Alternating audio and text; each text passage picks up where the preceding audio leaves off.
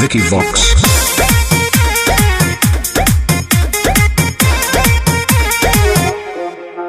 अरे उठ लाली पॉप गाल से वो भइल बा। अच्छा हमारा पर ढेर लोग के देव भइल बा।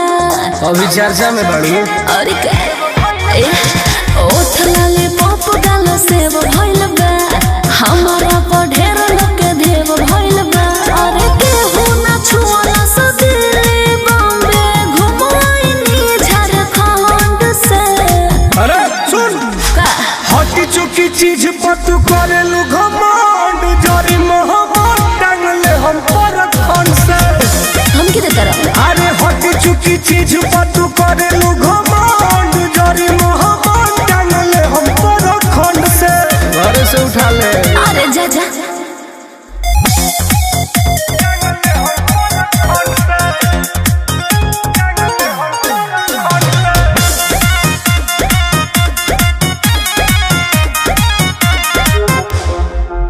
अरे पब्लिक बाबे पगलाइलो ऐसन बानी धरवले रोग।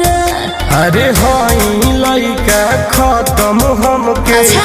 जानता जिला के लोग। होय तो फुआ का ई बात के समय जानता हो। सुनो अरे पब्लिक बाबे पगलाइलो ऐसन बानी धरवले रोग। अरे हई लइका खत्म हमके जानता जिला के लोग। अरे कुछ ना खरी तहरा जैसन सिंगल खंड से। हल्का में मतलब। अच्छा। अरे हटी चुकी चीज पर तू करेलू घमंड जरी मोहब्बत टांगले हम पर खन से। वैसन का अरे हटी चुकी चीज पर तू करेलू घमंड जरी मोहब्बत टांगले हम पर खन से। कहूं से उठवा ले।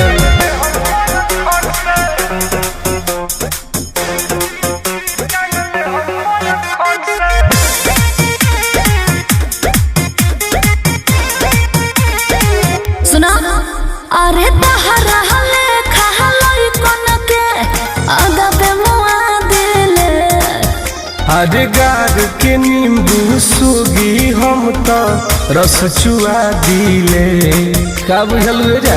सब बुझाता सुना अरे तहरा हले खहलई कोन के आगा पे मुआ दिले। अरे गार के नींबू सूगी हम तो रस चुआ दिले। मरद खोजब सुनिल टन टन अपना पसंद से। नंदन लिखला मिली। अच्छा हटी चुकी चीज पर तू